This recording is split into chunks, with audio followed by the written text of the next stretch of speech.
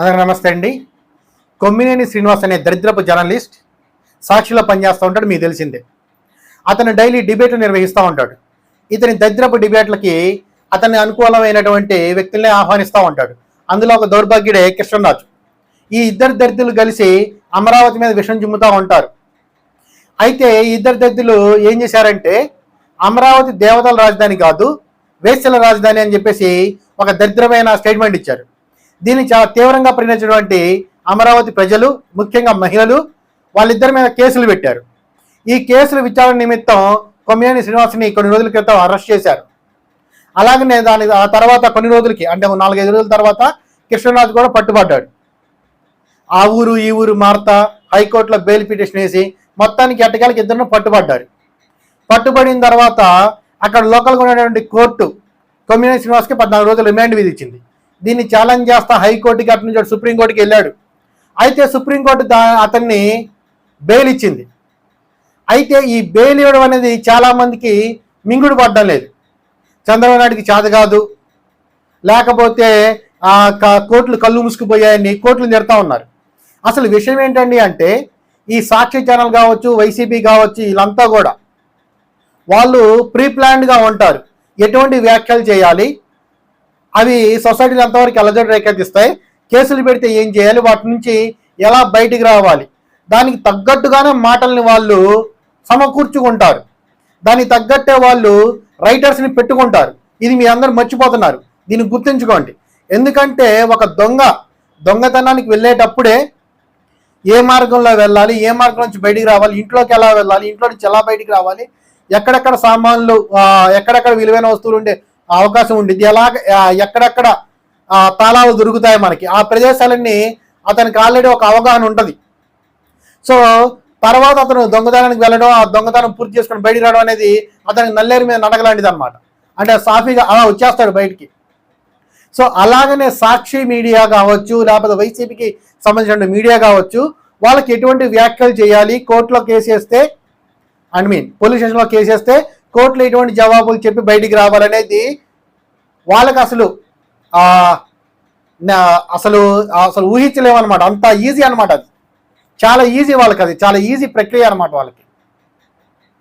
అసలు ఇలా వెళ్ళి అలా బయటికి రావాలనేది వాళ్ళకి తెలిసిపోయింది అనమాట. అలాగా వాళ్ళకి సంబంధించిన లాయర్లు కూడా అలానే ఉంటారు. పలానా వ్యాఖ్యలు చేయండి, కోర్టులో ఇలా విధంగా క్షమాపణ చెప్పుకొని బయటికి రావచ్చు, లేదు ఆవేశంలో అన్నా అని చెప్పేసి బయటికి రావచ్చు, లేకపోతే నేనేం చేశానండి అతను అన్న మాటకి ఏదో సడన్గా నవ్వు వచ్చింది. ఈరోజు సుప్రీంకోర్టు కూడా అదే అనింది, ఏదన్నా వ్యాఖ్యలు చేస్తే అతను నవ్వు వచ్చినంత మాత్రం మీరు అరెస్ట్ చేసేస్తారని చెప్పి. కానీ అతను అన్న మాట ఎటువంటిది, దాని మీద ఆ మాట ప్రభావం సమాజం మీద ఎలా పడుతుంది అనేది సుప్రీంకోర్టు కూడా పరిణామం తీసుకుంటే బాగుండేది. ఏదో అది ఇద్దరు వ్యక్తుల మధ్య సంబంధించింది కాదు, ఇద్దరు వ్యక్తులు జోకులేసుకుంటే నవ్విన విషయం కాదది. ఒక ఏరియాని, ఒక ప్రదేశాన్ని, అలాగనే అక్కడ ఉన్నటువంటి మహిళల్ని ముఖ్యంగా టార్గెట్ చేసినటువంటి వ్యాఖ్య, అందులో జుగుప్సాకరమైన వ్యాఖ్య అది.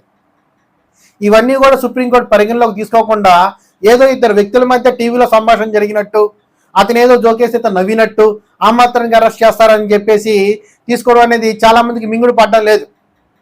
అందులో నేను కూడా ఒకడిని, అందుకని ఈ వీడియో చేస్తున్నాను. కాకపోతే ఇక్కడ కోర్టుల కంటే కూడాను వాళ్ళ యొక్క దీన్ని మీరు ఆ సాక్షి మీడియా కావచ్చు, వైసీపీ కావచ్చు, వాళ్ళ యొక్క తెలివితేటలు మీరు గుర్తించాలి. వాళ్ళు ఏది చేసినా ఇంతే. రాత్రికి వచ్చి మీ ఇంట్లో దబిడి అంటారు. ఆ దబిడి అనేది నేనేదో వాడుక భాష అన్నారండి, లేకపోతే బాలకృష్ణ అన్నారండి, మరి బాలకృష్ణ కూడా అరెస్ట్ చేస్తారని చెప్పేసి అడ్డంగా మాట్లాడతారనమాట. సో ఈ విధంగా అవతలను ఎలా రెచ్చగొట్టాలి, వాళ్ళు కేసు పెడితే ఏ విధంగా మనకు బయటికి రావాలనేది వాళ్ళ దగ్గర వెల్ రిటర్న్ స్క్రిప్ట్ అనేది ఉండిద్ది. సో చంద్రబాబు నాయుడు ఏ కాడికి కోర్టులో కేసు వేసాం, పోలీస్ స్టేషన్లో కేసు వేసాం, కోర్టులో సమస్యలను పరిష్కరించుకుంటాం అనే విధంగా కాకుండా, ఎవరికి ఏ విధంగా చెప్తే తత్వం బోధపడుతుందో ఆ విధంగానే చెప్పాల్సిన సమయం ఆసన్నమైంది. నేనేదో పోలీస్ కేసు పెడతాను, కోర్టులు తీర్పులు ఇస్తాయి అంటే, క్రైమ్ చేసిన వాడిని కోర్టులు ఏదైనా చేస్తాయి, కానీ తిట్టిన వాడిని ఇవన్నీ కోర్టులు ఏం చేయలేవు. ఏమన్నా అంటే ఆవేశంలో మాట్లాడానయ్యా, తప్పు అయిపోయిందని చెప్పేసి ఈజీగా అలా బయటకు వచ్చేస్తాడు. సో కాబట్టి చంద్రబాబు నాయుడు గారు ఈ విషయంలో మాత్రం ఖచ్చితంగా మారాలి. ఆయన ఆల్రెడీ చాలా వరకు మారాడు, ఆ ప్రత్యర్థుల మీద చర్యలు తీసుకున్నారు. కానీ ఏ విధంగా చెప్తే అవతల నిరెత్తకుండా ఉంటాడో ఆ విధంగానే చెప్పాలి. కొమ్మినేని శ్రీనివాస్ కావచ్చు, సాక్షి మీడియా యాజమాన్యం కావచ్చు, ఎవరైనా కావచ్చు. ఈ విషయంలో మాత్రం బాబు గారు కొంచెం వెనకబడినట్టు అనిపిస్తుంది. సో ఎవరికి ఏ విధంగా సమాధానం చెప్తే వాళ్ళు వింటారో ఆ విధంగానే సమాధానం చెప్పాలి. లేదంటే ఈరోజు సుప్రీంకోర్టులో జరిగినట్టే అన్ని కోర్టులో జరిగింది. అది చిన్న కోర్టు కావచ్చు, పెద్ద కోర్టు కావచ్చు. సుప్రీంకోర్టులోనే మనకి ఆ టీడీపీకి అనుకూలంగా తీర్పు రాలేదు అంటే, ఇది ఒక ప్రాంత మహిళను అవమానించినా కూడా ఇక మీకు ఎక్కడ ఇది వస్తుందో ఆలోచించండి. సో చంద్రబాబు నాయుడు గారు తీవ్రంగా పరిగణించాల్సిన విషయం ఇది. వాళ్ళకి ఎటువంటి ఏ విధంగా సమాధానం చెప్తే వాళ్ళకి అర్థమవుతుంది ఆ విధంగా చెప్పాల్సిన సమయం వచ్చింది. ఇదే వీడియో ద్వారా మీకు నేను తెలియజేయాలనుకున్నాను.